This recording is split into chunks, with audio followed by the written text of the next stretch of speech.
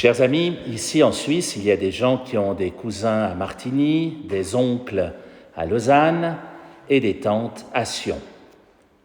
Je vous laisse quelques secondes. Bon, je suis dur avec les Français de parler de tante à Sion. C'est vache, c'est pas une ville que vous connaissez, Sion. Vous savez comment je sais que l'Assemblée est majoritairement composée de Français?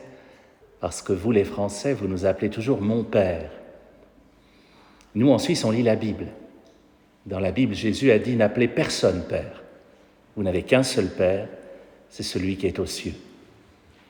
Alors, si vous me croisez tout à l'heure à la sortie, je m'appelle Vincent. Laissons les titres aux gens qui en ont besoin.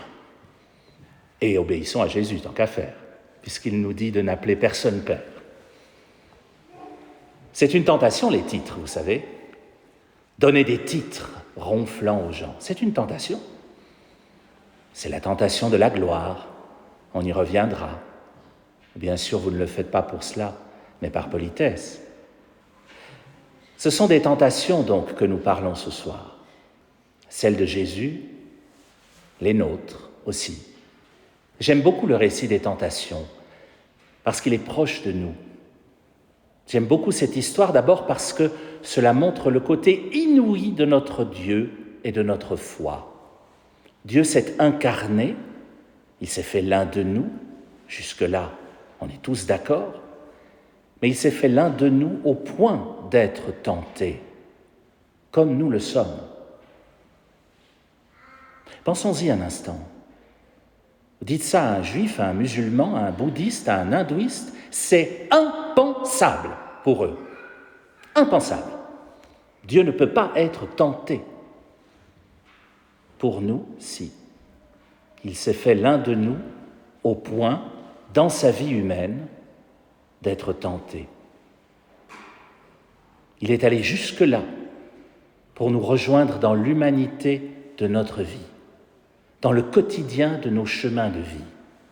Nous avons un Dieu qui est présent dans notre vie. Alors ça vient donner quelques couleurs à notre propre tableau de vie, parce que nos tentations à nous se trouvent éclairées d'une certaine manière par ce qu'a vécu Jésus. Les trois que propose le tentateur nous sont bien connus dans l'aujourd'hui de nos vies. D'abord la première, le pouvoir de changer des objets de nature, des pierres en pain, par exemple. Alors vous allez me dire, oui, mais nous, on n'a pas envie de faire ça, hein ? On ne va pas ramasser un caillou tout à l'heure dans la forêt puis vouloir le changer en pain. On n'est pas dans Harry Potter non plus. Mais cette tentation, laquelle est-ce ? C'est bien sûr de changer la réalité, de changer ce que l'on a pour avoir ce que l'on n'a pas. Nous la connaissons bien, cette tentation.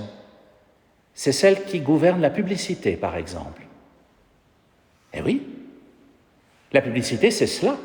On vous montre quelque chose que vous n'avez pas, on vous persuade qu'il vous le faut absolument, et on vous montre combien votre voisin qui l'a est heureux. Tentation d'avoir ce que l'on n'a pas, de changer la réalité. Le diable est un publicitaire de premier ordre, vous savez. Il connaît très très bien cette technique. Deuxième tentation, la gloire. La gloire des royaumes, dit le diable. La célébrité. Elle vomit de nos petits écrans, de nos magazines, de nos manchettes de journaux. La gloire du tentateur, c'est celle du monde, c'est le star system, le côté people, le selfie pris avec une personne connue. J'étais comédien avant d'être prêtre. J'ai connu des personnes très célèbres. Et j'en connais encore quelques-unes. Ces personnes ne sont pas heureuses. La gloire ne rend pas heureux. La gloire, sacrée tentation. C'est aussi le nombre de j'aime, le nombre de likes, le nombre d'amis sur les réseaux sociaux ou de vues sur YouTube. Si j'en ai une de plus, je suis encore un peu plus célèbre. C'est la même tentation.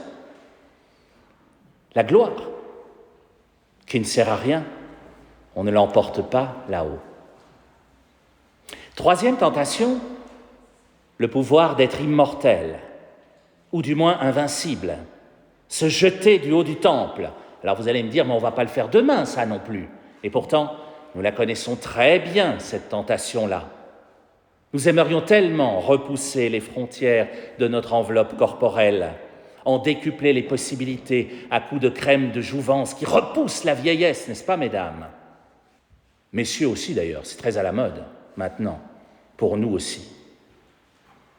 Et au-delà de la vieillesse, on aimerait bien repousser la frontière de la mort, ou la contrôler, à coups d'euthanasie, par exemple, ou repousser les frontières du début de la vie, et mieux les contrôler. Nous la connaissons bien, cette tentation de vouloir ce que notre corps ne peut pas, de vouloir lui faire faire ce pourquoi il n'est pas fait. Se jeter du haut du temple, mais c'est se croire plus fort qu'on ne l'est, se croire tout-puissant comme Dieu, se prendre pour Dieu. Au début du carême, chers amis, il n'est pas inutile de méditer à nouveau ces 3 tentations, tout spécialement la 3e. Ne nous croyons pas tout-puissants au début d'un chemin de carême. Ne programmons pas des jeûnes impossibles à tenir. Ne décidons pas de trop bonnes résolutions qu'on ne tiendra pas, alors même qu'on n'a pas été capable de tenir celles que nous avons prises, souvenez-vous, il y a 64 jours exactement, le 1er janvier. Restons humains.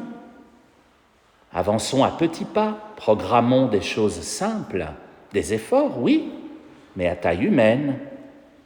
Mangeons un peu moins, plutôt que de supprimer directement des repas entiers.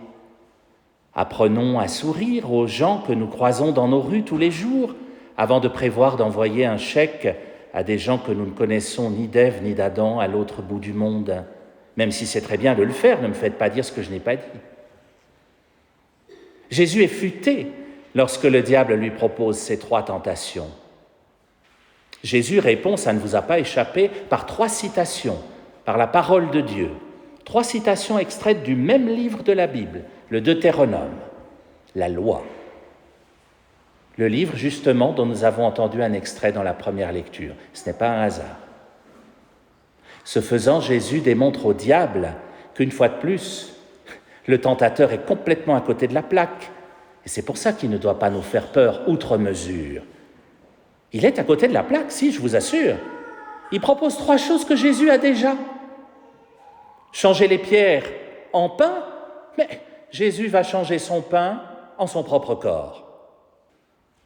Posséder tous les royaumes de la terre, mais Jésus est le roi du royaume des cieux.